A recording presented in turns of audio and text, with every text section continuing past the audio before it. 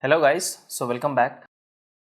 We discussed a topic on Neisseria meningitidis, right? So today we shall be discussing a topic on Neisseria gonorrhoeae. Now, we shall be discussing the gonococci bacteria, right, basically. So if you haven't watched my video on Neisseria meningitidis, so first watch that video and then come to this, because most of the things regarding the virulence factors, regarding the general properties, general characteristics of the bacteria, regarding the pathogenesis, everything will be same to same like meningococci. Okay, so let's start a topic of Neisseria gonorrhoeae. So before that, you make sure you have watched that Neisseria meningitidis video, right? And in this video instead of discussing everything about this gonococci, we shall make a difference between Neisseria meningitidis and this gonorrhea, right? So we shall make a difference between both of this so that it would be very easy for you for your exams, so that you don't confuse in your exams. Okay, right? Anyways, they are going to ask you the difference anyways. So fine. So let us start with common points. Okay, let us mention that as general properties. General properties. Coming to the general properties of this bacteria, the first general property you have to know is that this bacteria is having a thin peptidoglycan layer. So I have already told you in the last video, if it is thin peptidoglycan layer, right, then what it is called as, if it has a thick peptidoglycan layer, and what do you call it as? So if it is it has got a thin peptidoglycan layer, it is a gram negative bacteria, right? So it has got a thin peptidoglycan layer. So it has got a thin peptidoglycan layer. So that is the reason why this particular bacteria is gram negative bacteria. Second important thing what you need to understand. So basically gonorrhea is a sexually transmitted infection. If I ask you what is the most common cause of sexually transmitted infection, is chlamydia, right? So chlamydia is the first most common, whereas this gonococca is the second most common. Okay, so the second most common cause, of gonorrhea, right, or the second most common cause of this sexually transmitted disease. So let me write it as sexually transmitted disease. Second most common cause of sexually transmitted infections, STI or STDs, right? So that is your gonorrhea.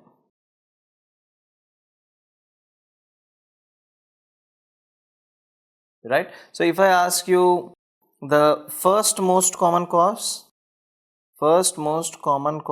of sexually transmitted infections, then that would be your, yes, that would be your chlamydia.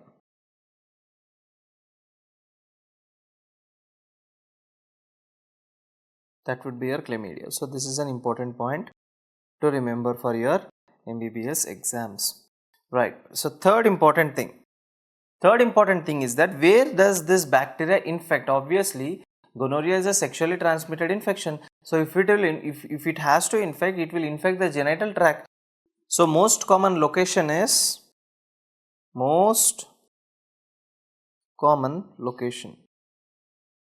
what is the most common location? Obviously all of you know that this is your genital tract. Genital tract is the most common location, right?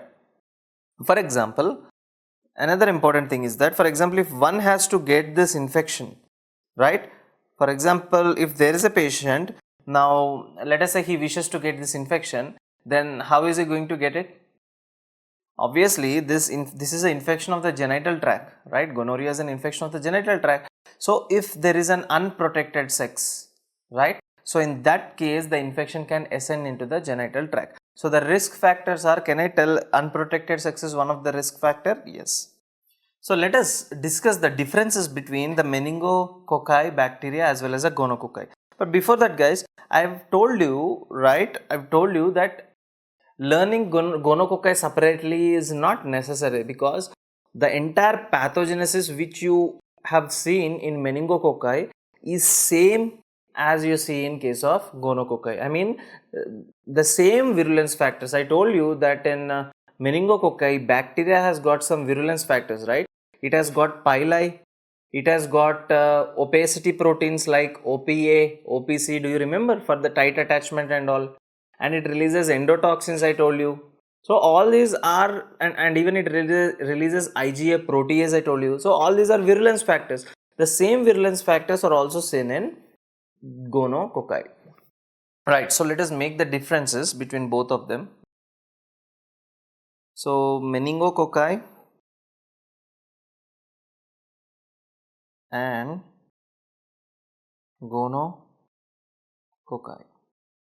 So what are the key differences between the meningococci as well as the gonococci? The first important point. Meningococci, right? It is a gram-negative bacteria, right? So it is a gram-negative bacteria. So obviously gonococci is also a gram-negative bacteria. Second important thing, meningococci, it is a diplococcus, right? So it is a diplococci. So even this is also a diplococci. Third important thing, I told you when I was discussing in Neisseria meningitis lecture that it is what shaped, guys? Meningococci is what shaped? I told you it is bean shaped, right? Coffee bean shaped. So it is coffee bean shaped. But whereas gonococci is kidney shaped. Gonococci is kidney shaped bacteria. Okay. Next important difference is that, next I told you that, for example, this is a bacteria, let us say, just for an example, this is a bacteria. Surrounding the bacteria, I have got a layer like this. This is called as a capsule. Now don't think this is a cilia. Okay, let me modify it a bit more. You see this part which I am drawing here, this is called as a polysaccharide capsule, right? So this is a polysaccharide capsule. This is a polysaccharide capsule, right? But such polysaccharide capsule is absent in case of gonococci. So gonococci has got no polysaccharide capsule. No polysaccharide capsule. Okay, right. Next important thing. The fifth important thing which you need to know is, in Neisseria, I told you that Neisseria ferments maltose. You remember, right? So it ferments maltose. It means maltose is getting converted finally into lactic acid, right? So it is a maltose fermenter. So this is a maltose fermenter. What was happening, guys, there? I told you maltose is getting converted into glucose, then glucose is getting converted into lactic acid. So it means this bacteria meningococci has an ability to ferment maltose, at the same time to ferment glucose. But whereas gonococci has ability to ferment only glucose. So this is glucose fermenter only. This is glucose fermenter only, right? Now, sixth important point which you need to know. What is the sixth important point? The sixth important point is that, can you make vaccines out of this meningococci? Yes, there are vaccines out of this meningococci, but there are no vaccines out of this gonococci. Okay. Next important thing which you need to know is that, how is meningococci transmitted? I told you the transmission method of meningococci is through respiratory and oral droplets, right? So I told you it was through your respiratory and oral secretions. Now, how is this getting transmitted? This is not getting transmitted through respiratory or oral. Rather, I told you this is an infection of your genital tract, right? So it is a sexually transmitted infection. So either sexually or perinatally, during the birth, right? So this infection is transmitted. Sexually it is transmitted to the partner, perinatally in the sense during the birth it is transmitted to the baby. Okay, so it is a sexually or perinatally transmitted. Sexually or perinatally transmitted infection. Next important thing is that what are the conditions that are associated with this meningococci? The conditions that are associated are, one is meningococcemia. I told you, right? If the bacteria enters into the blood, it will cause meningococcemia. Next, patient will also have thrombocytopenia that will lead to what?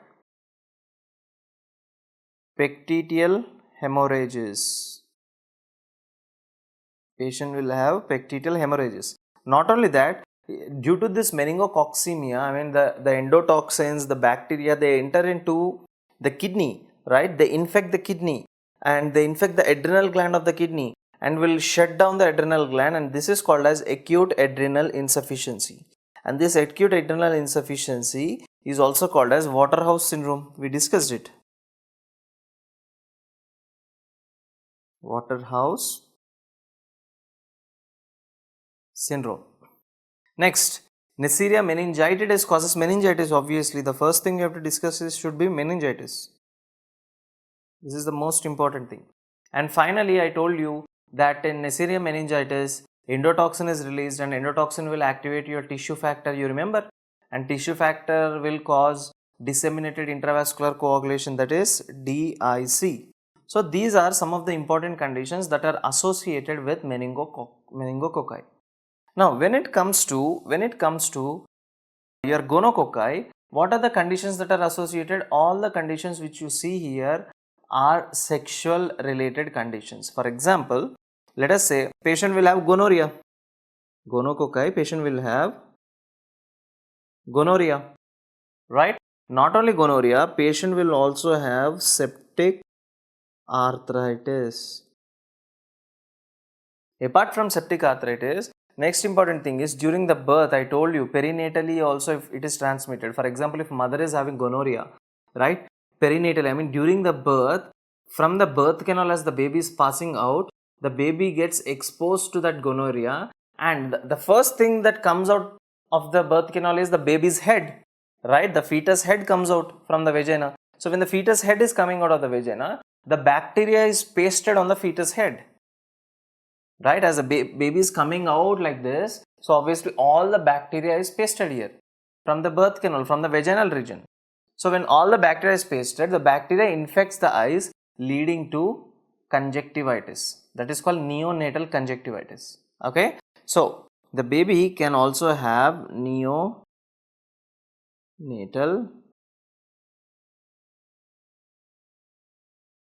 conjunctivitis.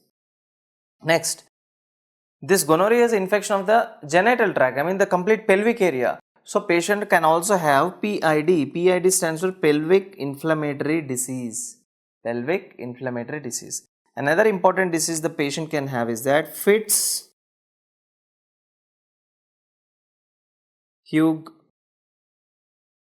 Curtis syndrome. We shall be discussing about this Fitz Hugh Curtis syndrome later on, right? This is not a part of microbiology to discuss this here. This is not correct. So you will be discussing this in pathology and all. But anyways, if we come across this topic again, so we shall be discussing it again in much detail. What is this FHC syndrome, right? So these are the common differences which you have to know between the meningococci and the gonococci. So finally, if you ask me what treatment can I give to the patient, what treatment can I give is that for meningococci, you already know we give ceftriaxone. We give ceftriaxone to the patient. But whereas in case of gonococci, along with ceftriaxone,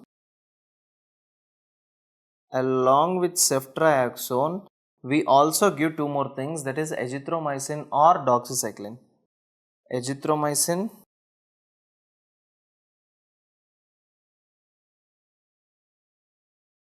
or doxycycline. Okay, azithromycin or doxycycline.